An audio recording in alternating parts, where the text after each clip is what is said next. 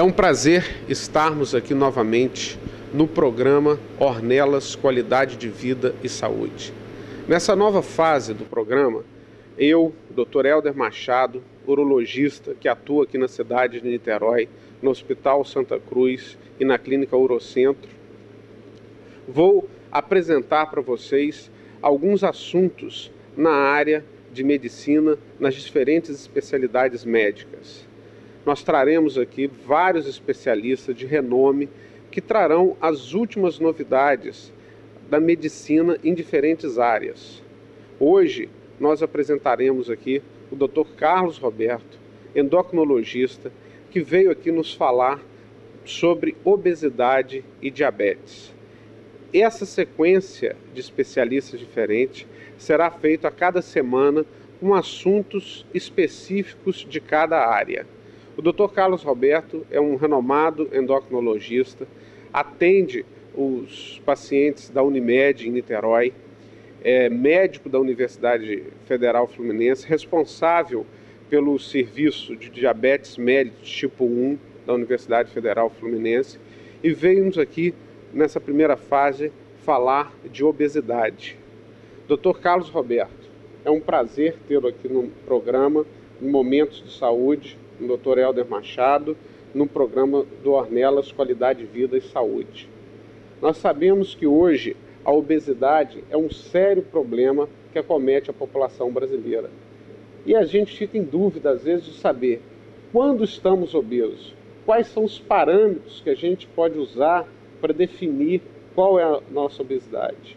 Nós sabemos que tem relação com o índice de massa corporal, sabemos que há uma informação sobre cintura abdominal. Então, quais são os parâmetros que nós podemos usar para definir quando a pessoa está com obesidade? Bom dia, Helder. Bom dia, telespectador. É um prazer estar aqui no programa falando sobre esse assunto tão importante, tão crescente na população brasileira. Bom, existem alguns parâmetros capazes de avaliar se a pessoa está ou não acima do peso, né? E o parâmetro mais utilizado no dia a dia, por ser um parâmetro muito fácil de ser utilizado, é o índice de massa corpórea, né? Onde é fácil o cálculo, a pessoa pode pegar o seu peso, né, e dividir pela sua altura, e esse resultado divide novamente pela sua altura. Então é o peso dividido pelo quadrado da altura dessa pessoa. E existe a classificação, né? A pessoa está com peso normal quando esse resultado IMC se encontra entre os valores 18 a 24,9. Né? A partir de 25, ele se encontra acima do peso. E aí você classifica como sobrepeso de 25 a 29,9, e a partir do IMC de 30, a gente classifica como obesidade.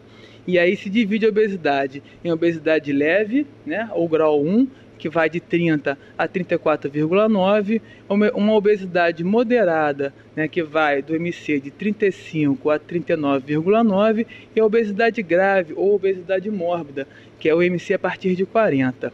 Bom, um outro fator importante que também tem que ter algum treinamento, mas é interessante, é a cintura, né? A cintura define muito bem, ajuda a gente a avaliar a gordura que se encontra dentro do abdômen, que a gente chama de gordura visceral. É essa gordura que está relacionada às complicações da obesidade, né? Uma cintura aceita aqui no Brasil seria abaixo de 80 para as mulheres é uma cintura normal, acima de 80 já estaria alterado, né? E nos homens esse valor sobe para 90 centímetros. Abaixo de 90 é uma cintura considerada normal para os homens, e acima de 90 é uma cintura aumentada. Isso ajuda a gente a prever o risco cardiovascular dessa pessoa.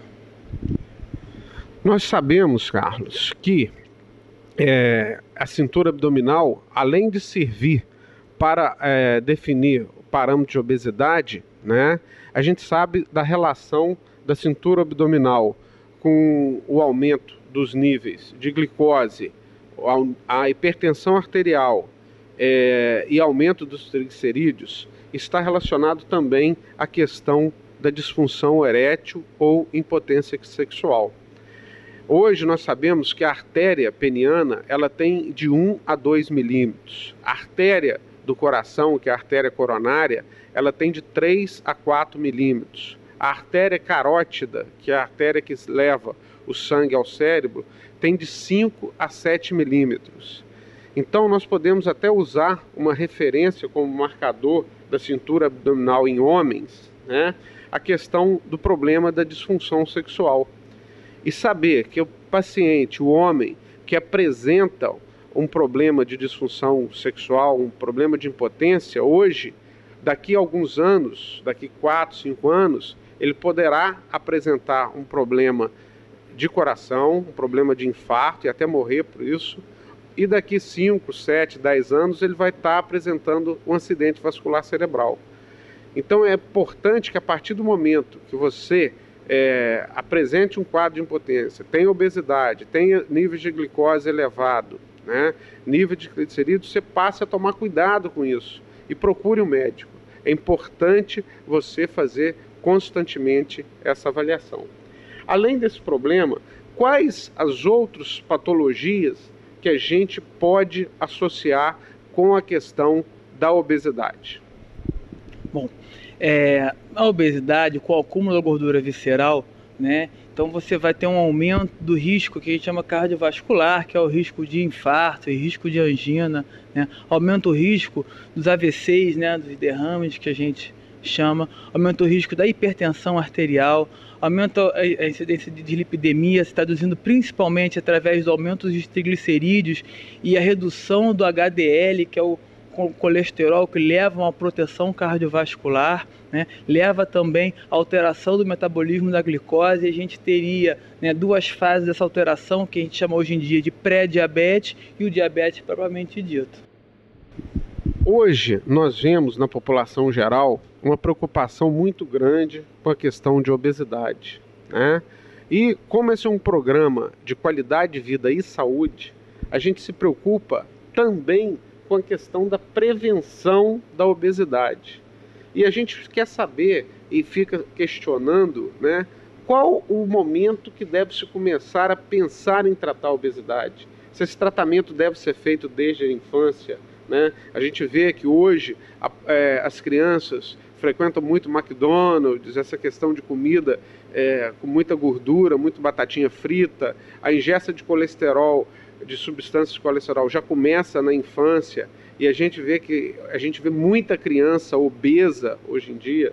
Então, como que deve fazer essa prevenção e quando se iniciar a prevenção da questão da obesidade? Bom, eu costumo falar, costumo brincar, dizer que a obesidade se trata dentro do útero da mãe, né? Tendo uma boa gestação, tendo um bom acompanhamento, não ganhando muito peso, se diagnosticando um diabetes gestacional, tratá-lo adequadamente, né? E a partir do nascimento, através do aleitamento materno, ou quando se introduzir a alimentação, né, fora o aleitamento materno, introduzir sempre verduras, frutas, ter uma alimentação saudável, incentivar esse tipo de alimentação e não oferecer toda hora, né, alimentos industrializados, frituras, biscoitos, alimentos ricos em gordura saturada, gordura trans e colesterol, né? E com isso a gente consegue prevenir a obesidade e sempre, né, é uma questão importante, a atividade física, né? Ela é muito importante na prevenção do ganho de peso dessas pessoas. Então a gente só vai conseguir tratar adequadamente a obesidade quando a gente, né, começar a adquirir bons hábitos alimentares dentro de casa, na família. Não importa, a gente não vai conseguir atuar só falando para aquela determinada pessoa melhorar a sua alimentação e fazer exercício. É importante que a família se conscientize e também adote esse estilo de vida saudável para poder fazer a prevenção dessa doença. Vamos continuar falando sobre obesidade no próximo bloco.